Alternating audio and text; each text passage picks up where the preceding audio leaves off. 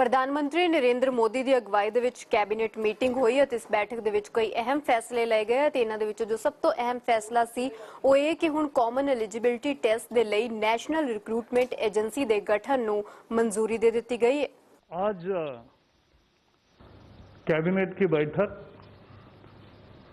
प्रधानमंत्री जी की अध्यक्षता में हुई और बहुत ऐतिहासिक फैसले लिए हैं।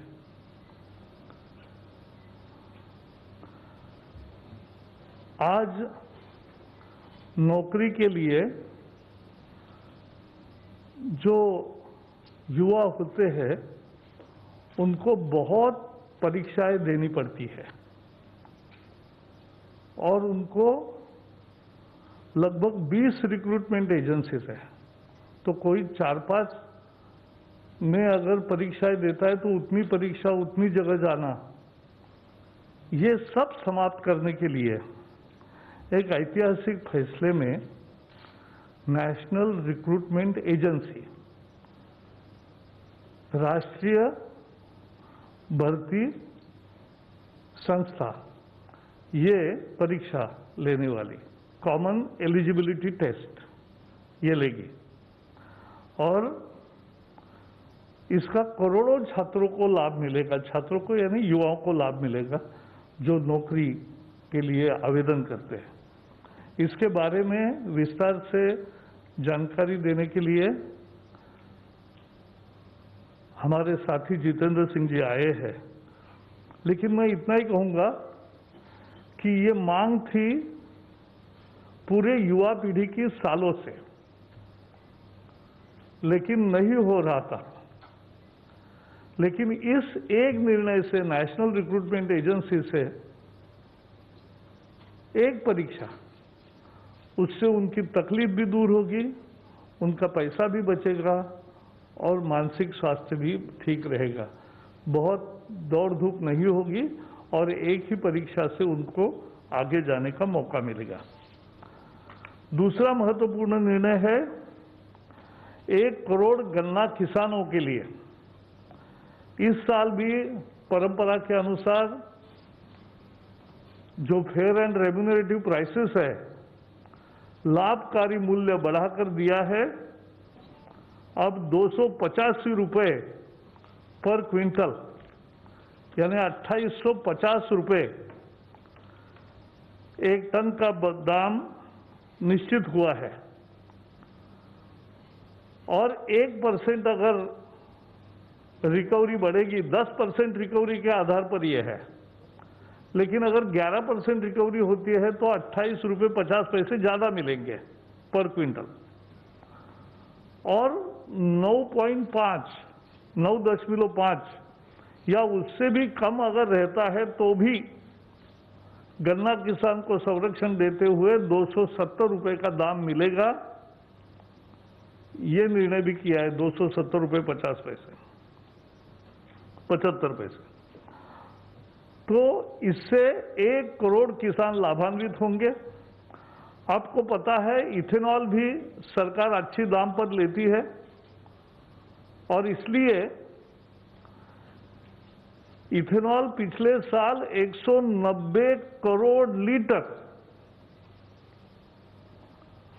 सरकार ने खरीद की 59 रुपीज, लगभग 60 रुपए के दाम देकर 190 करोड़ लीटर ली।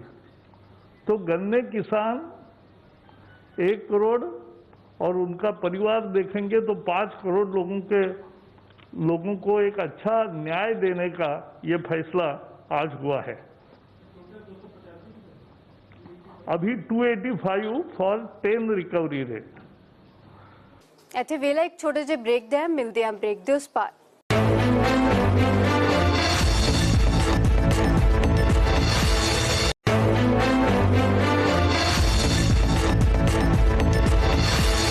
कैबिनेट वालों लए गए इस फैसले के कई फायदे भी गिणवाए गए ने। यह दावा किया गया है कि इस फैसले के नाल नौकरी के इच्छुक नौजवानों नूं फायदा होवेगा।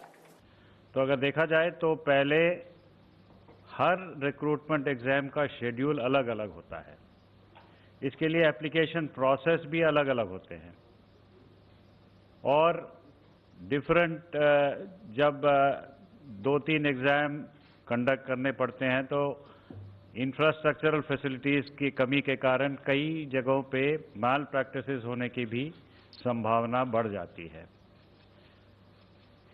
खासकर ये जो सेंटर्स हैं ये ज़्यादातर अर्बन एरियाज़ में होने के कारण कई ग्रामीण इलाके से जो कैंडिडेट्स आते हैं या जो महिला कैंडिडेट्स होते हैं या दिव्यांग कैंडिडेट्स होते हैं उनको यात्रा करने में खर्चा जो होता है और साथ में किसी को एस्कॉर्ट भी लाना पड़ता है, वहाँ रुकना पड़ता है, ये सब खर्चे जो हैं बहुत एक इम्पेडिमेंट बन जाते हैं कि ज़्यादा एग्ज़ाम में पार्टिसिपेट करने के लिए ये एक बहुत बड़ा बाधा हो जाता है।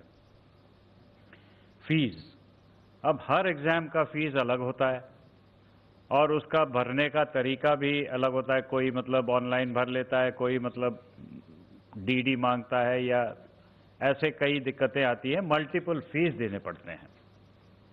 एग्जामिनेशन डेट्स कई बार क्लैश हो जाते हैं एक एजेंसी और दूसरे एजेंसी के बीच, तो कैंडिडेट को ये फिर निर्णय लेना पड़ता है कि कौन सा एग्ज़ाम छोड़ें और कौन सा एग्ज़ाम दें। बहुत ये इंफ्रास्ट्रक्चर की कमी भी महसूस होती है क्योंकि कुछ ही सेंटर्स में ये एग्जामिनेशन करवाए जाते हैं जहां पे कंप्यूटर फैसिलिटीज़ है जो ज़्यादातर अर्बन एरियाज़ में ही होते हैं, तो वहाँ इंफ्रास्ट्रक्चर की भी कमी महसूस की जाती है। ट्रांसपोर्टेशन एंड लॉजिंग, जैसे मैंने कहा, इसको गांव या दूर दराज इलाकों से उनको सेंटर में आने में दिक्कतें होती हैं ट्रांसपोर्टेशन की और रहने की। उस जगह पे 1-2 दिन रुकना पड़ता है, उसके लिए फिर लोगों को साथ में कोई एस्कॉर्ट भी लाना पड़ता है लोगों को।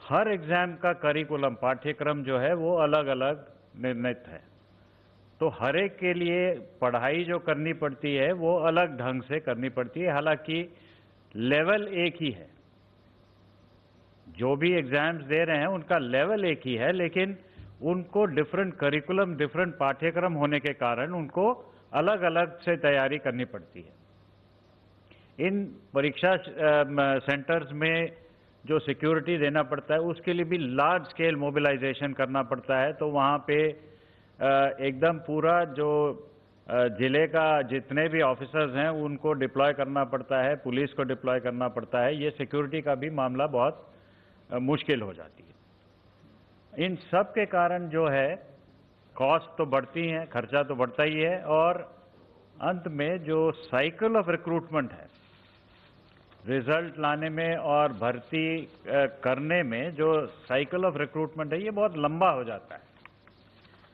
ये तो हो गई प्रॉब्लम जो कैंडिडेट्स फेस करते हैं। Next please. अब कई दिक्कतें ये इंस्टीट्यूशंस जो इन एग्जामिनेशंस को कंडक्ट करते हैं उनके लिए भी कई दिक्कतें होती हैं, जैसे कि मल्टीपल रिक्रूटमेंट एजेंसी हैं। मंत्री जी ने कहा कि ऑलमोस्ट सेंट्रल गवर्नमेंट में 20 से अधिक रिक्रूटमेंट एजेंसीज हैं। हालांकि हम अभी 3 ही एजेंसीज के एग्जामिनेशंस को कॉमन कर रहे हैं, but in course of time ये अनुमानित है कि हम लोग सारे रिक्रूटमेंट एजेंसीज के लिए ये कॉमन एलिजिबिलिटी टेस्ट कर पाएंगे। तो मल्टीपल रिक्रूटमेंट एजेंसीज हैं, मल्टीपल टायर्स ऑफ एग्जामिनेशन है। टायर 1 जो होता है वो प्रिलिमिनरी टाइप का होता है, जहां पे करीबन 2.5 करोड़ से ज़्यादा कैंडिडेट्स उसको लेते हैं। तो उसके बाद वहां से फिल्टर होके मेन एग्जाम जो है टायर 2 कहलाता है, तो टायर 2, टायर 3 एग्जामिनेशंस के लिए वो तैयार होते हैं। तो ये मल्टीपल टायर्स ऑफ एग्जाम जहां भी हो रहा है, तो बार बार एग्जामिनेशन देते देते ऑलमोस्ट सारे साल में इंस्टीट्यूशन को कुछ ना कुछ कहीं ना कहीं मतलब एग्जामिनेशन करने के लिए कुछ तैयारी करनी पड़ती है। लैक ऑफ स्टैंडर्डाइजेशन, एक समान स्तर का ये एग्जामिनेशन नहीं होता है। कहीं बहुत इजी हो जाता है, कहीं बहुत डिफिकल्ट हो जाता है। तो इसको एक समान स्तर पे लाने के लिए एक स्टैंडर्डाइजेशन प्रोसेस की भी जरूरत है। वेन्यूज, एग्जामिनेशन कंडक्ट करने के लिए जो वेन्यूज हैं वो बहुत ही लिमिटेड हैं एंड मोस्टली ये अर्बन एरिया में, शहरों में ही पाए जाते हैं। तो अवेलेबिलिटी ऑफ वेन्यूज के बेसिस पे भी हमको एग्जामिनेशन के शेड्यूल को एडजस्ट करना पड़ता है। सिक्योरिटी का तो मैंने कह दिया पहले ही।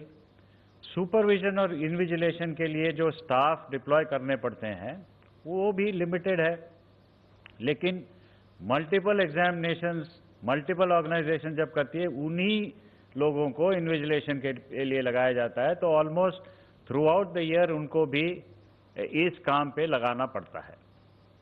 प्रोसेसिंग ऑफ एप्लीकेशन अलग अलग होती हैं तो उस पे भी दिक्कतें आती हैं, खर्चा बढ़ता है, एफर्ट बढ़ती है और रिजल्ट फाइनलाइजेशन में काफ़ी देर लगता है और long cycle of recruitment institutions के लिए भी एक प्रॉब्लम बन जाता है। Next please. Just to give you an idea कि कितने लोग लेते हैं, 1 लाख करीबन 1,25,000 वैकेंसीज हर साल सेंट्रल गवर्नमेंट में group B and group C में अराइज करते हैं, जिसमें 2.5 से 3 करोड़ लोग इसको लेते हैं। ये बस 3 ऑर्गेनाइजेशंस की बात कर रहा हूँ। रेलवे में रेलवे रिक्रूटमेंट बोर्ड है, बैंक्स के लिए IBPS है और बाकी सरकारी कामों के लिए SSC है। इन तीनों ऑर्गेनाइजेशंस में अगर आंकड़े लिए जाएं तो ऑलमोस्ट 2.5 से 3 करोड़ लोग बारी बारी से हर एग्जाम को देते जाते हैं। मतलब पहले मैंने RRB दे दिया, उसके बाद SSC भी दे दिया, उसके बाद IBPS भी दे दिया। मैं सारे पूरे साल में मैं एग्जामिनेशन ही देता रहता हूँ जब तक मेरे को काम मिल नहीं जाता है। तो अब एटलीस्ट एक लेवल इसमें कम हो जाएगा। ਇੱਥੇ ਰੁਕ ਦੇਖੋ ਛੋਟੇ ਜਿਹੇ ਬ੍ਰੇਕ ਦੇ ਲਈ, ਮਿਲਦੇ ਹਾਂ ਬ੍ਰੇਕ ਦੇ ਉਸ ਪਾਰ।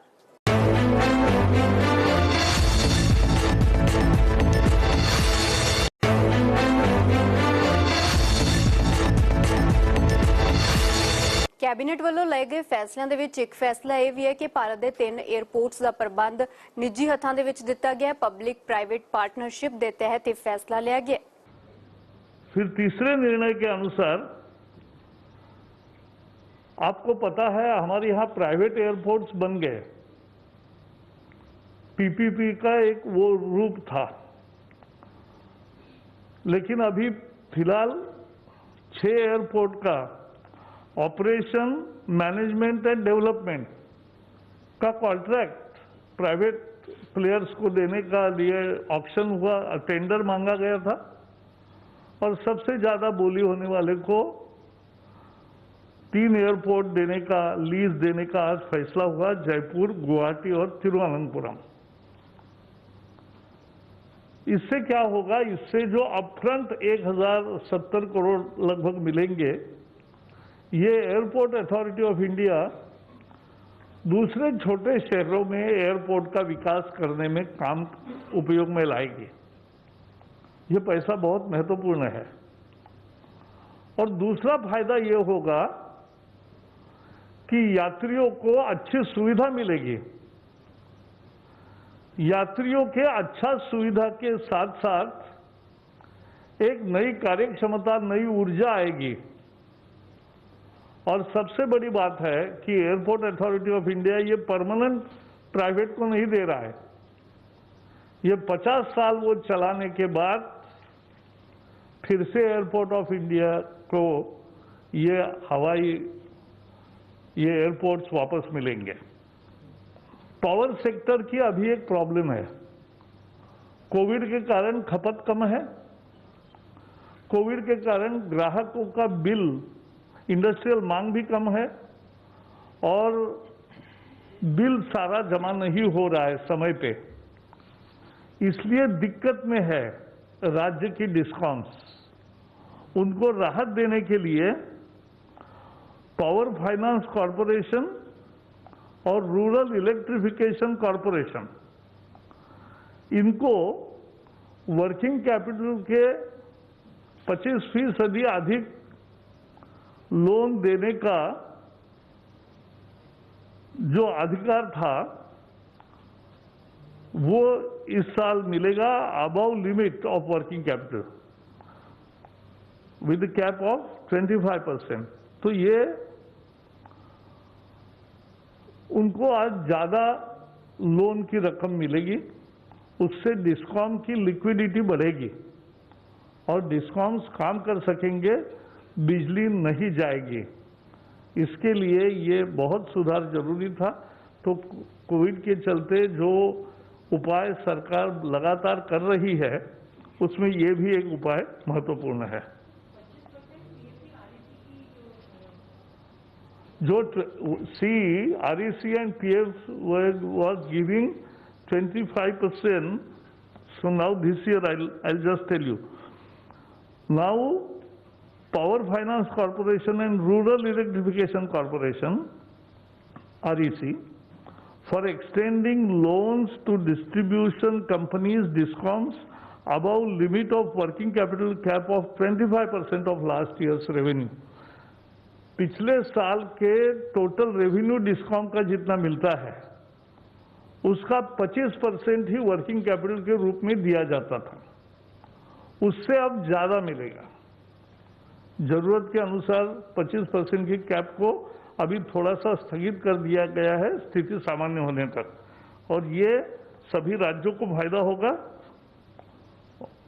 और लिक्विडिटी बढ़ेगी। पांचवें निर्णय के अनुसार एक ऐसा ही निर्णय लिया है MSME के फायदे के लिए। मध्यम सूक्ष्म एवं लघु उद्योगों के लिए उनके काम करने के बाद बिल का भुगतान 90 दिन के बाद होता है। तो ये बिल का भुगतान देरी से होने पर उनकी लिक्विडिटी प्रॉब्लम आता है और इसलिए उनको तुरंत पैसा मिले, इसलिए डिस्काउंट की एक व्यवस्था ट्रेड्स एक्सचेंज में होती है, TREDS, इस एक्सचेंज के द्वारा होती है। अब उसमें ऐसे प्रावधान किए गए कि पहले केवल NBFC लिमिटेड नंबर के लोग ही उसमें थे, बैंक्स और NBFCs। अब सारे NBFCs को परमिशन दिया है डिस्काउंटिंग की फैसिलिटी का। इससे क्या फायदा होगा? छोटे और मध्यम लघु उद्योगों को फायदा ये होगा कि कंपटीशन बढ़ेगी, डिस्काउंट कम रेट में होगा, कम रेट में डिस्काउंटिंग करके मिलेगा, फैसिलिटी मिलेगी, लिक्विडिटी जल्दी मिलेगी। और ये भी टेक्नोलॉजी के माध्यम से किया है कि कोई डबल डिस्काउंटिंग ना करे, यानी एक ही बिल पर दो जगह जाकर डिस्काउंट ना ले, डिस्काउंटिंग करके पैसे ना ले, ये भी एक व्यवस्था इसमें की गई है। तो एक जो लगातार मोदी सरकार का जो नीति है कि कंटिन्यूअस सुधार, लगातार सुधार और हर क्षेत्र में सुधार, पारदर्शिता से और टेक्नोलॉजी से, वही आज के निर्णयों में भी प्रतीत होता है। इस नाल मैनू दिओ इजाजत। पर देश दुनिया ते पंजाब दी हर वड्डी खबर देखने दे लई देखदे रहो ABP साझा।